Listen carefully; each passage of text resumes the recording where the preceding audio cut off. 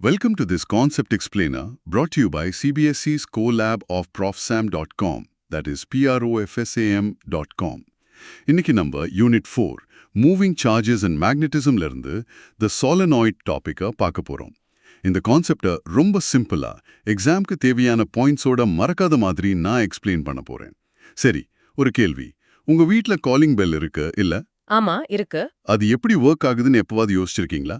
ஸ்விட்ச் போட்ட உடனே ட்ரிங் ட்ரிங்னு சவுண்ட் வருதே, அது எப்படி? ஆமா யோசிச்சிருக்கேன். ஏதோ மேக்னெட்யூஸ் ஆகும்னு நினைக்கிறேன். ஆனா அது எப்படின்னு சரியா தெரியாது. கரெக்ட்.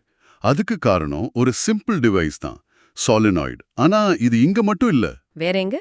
ஜங்க்யார்ட்ல பாத்தீங்கன்னா பெரிய அயன் ஆப்ஜெக்ட்ஸை தூக்குற பவர்ஃபுல் எலக்ட்ரோமேக்னெட்ஸ்லயும் நம்ம உடம்புல ஸ்கேன் எடுக்கிற எம்ஆர்ஐ மெஷின்ஸ்லயும் கூட இதே பேசிக் சாலினாய்டு பிரின்சிபல் தான் யூஸ் ஆகுது. அப்படியா? காலிங் பெல்லையும் எம்ஆர்ஐ மெஷின்லயும் ஒரே டெக்னாலஜியா? இது ரொம்ப சர்ப்ரைசிங்கா இருக்கு. ஆமா. சோ அந்த சாலினாய்டுனா என்னன்னு பாப்போம். ரொம்ப சிம்பிளா சொன்னா ஒரு சாலினாய்டுங்கிறது ஒண்ணுமே இல்ல. ஜஸ்ட் ஒரு இன்சுலேட்டட் காப்பர் வயரை எடுத்து ஒரு ஸ்ப்ரிங் மாதிரி டைட்டா சுத்தி வச்ச ஒரு காயில் தான். அதுல கரண்ட் பாஸ் பண்ணும்போது அதுக்குள்ள ஒரு strong and uniform magnetic field create ஆகும். ஒரு வயரா ஸ்ப்ரிங் மாதிரி சுத்தினாலே மேக்னெட்டிக் ஃபீல்ட் கிரியேட் ஆகுமா? எக்ஸாக்ட்லி. இதுக்கு ஒரு நல்ல அனாலஜி இருக்கு.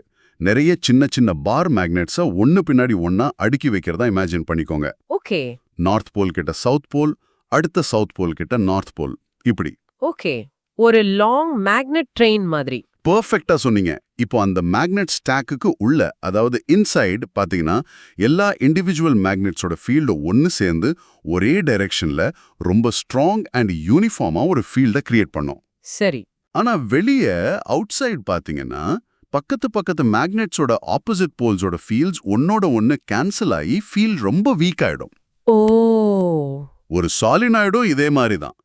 ஒவ்வொரு வயர் லூப்பும் ஒரு சின்ன மேக்னெட். எல்லா லூப்ஸும் சேர்ந்து உள்ள ஸ்ட்ராங் ஃபீல்டும் வெளியே நியர்லி ஜீரோ ஃபீல்டும் கிரியேட் பண்ணும். ஓ, அப்போ உள்ள இருக்கிற ஃபீல்ட கான்சென்ட்ரேட் பண்ணதான் இந்த டிசைனா? ஒரு மேக்னெட்டிக் பாட்டில் மாதிரியா? சூப்பரான வேர்ட். கரெக்ட். ஒரு மேக்னெட்டிக் பாட்டில் தான்.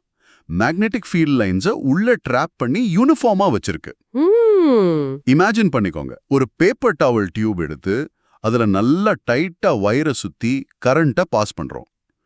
டியூபுக்குள்ள மேக்னெட்டிக் ஃபீல்ட் லைன்ஸ் எல்லாம் நீட்டா பேரலலா ஒரே டைரக்ஷன்ல டிராவல் பண்ணும். அங்க டியூபுக்கு வெளியே ஃபீல்ட் ஆல்மோஸ்ட் இருக்கவே இருக்காது.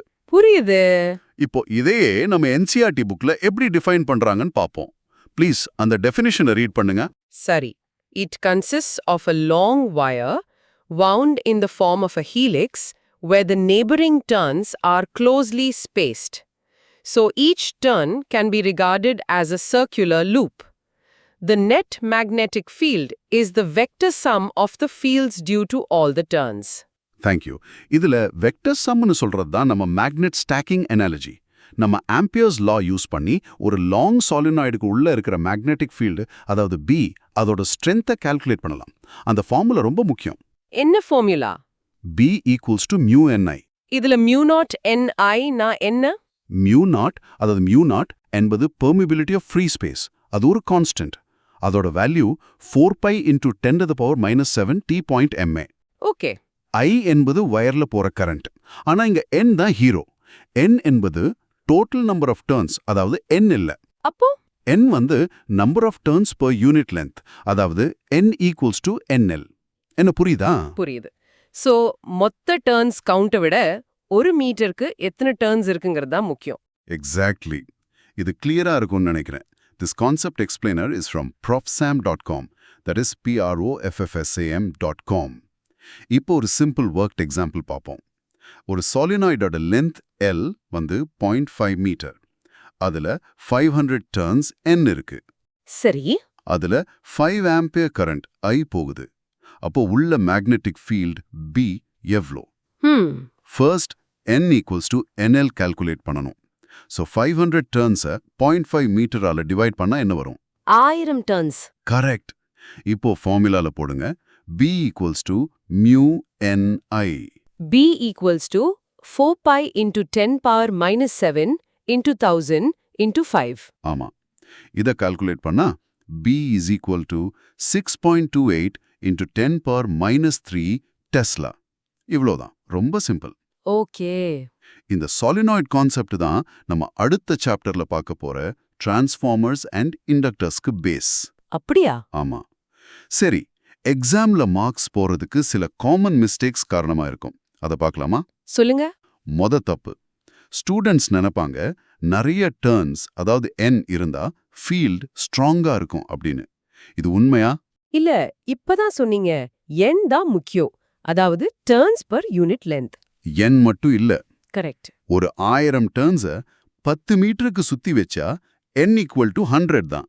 ஆனா அதே 1000 டர்ன்ஸை 1 மீட்டருக்குள்ள சுத்தி வச்சா n = 1000. ஸோ டைட்டா பேக் பண்றது தான் ஃபீல்ட் ஸ்ட்ரெங்த்தை டிசைட் பண்ணும். ஆமா. So remember, tight packing high n, strong field. Okay. So total turns பார்த்து கன்ஃபியூஸ் ஆகக்கூடாது. டர்ன்ஸோட டென்சிட்டி தான் முக்கியம். பர்ஃபெக்ட்டா சொன்னீங்க. அடுத்த மிஸ்டேக், சாலினாய்டுக்கு வெளியேயும் ஃபீல்ட் இருக்கும், ஆனா உள்ள இருக்கிறத விட வீக்கா இருக்கும்னு நினைக்கிறது.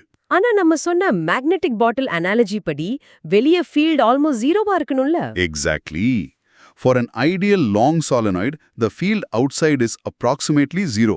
ஏன்னா adjacent loops ஓட fields cancel ஆயிடும். So, solenoid field equal to all inside, almost none outside. இதுதான் கரெக்ட் கான்செப்ட். சரி, இது நல்லா புரிஞ்சிடுச்சு.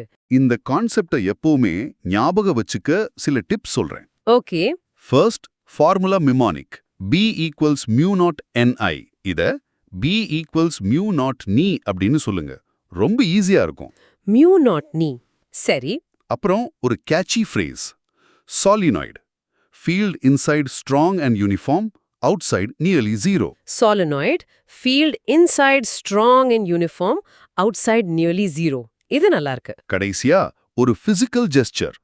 உங்க 2 கை விரலையும் ஒன்னோடு ஒன்னு கோர்க்குங்க, ஒரு டைட் காயில் மாதிரி.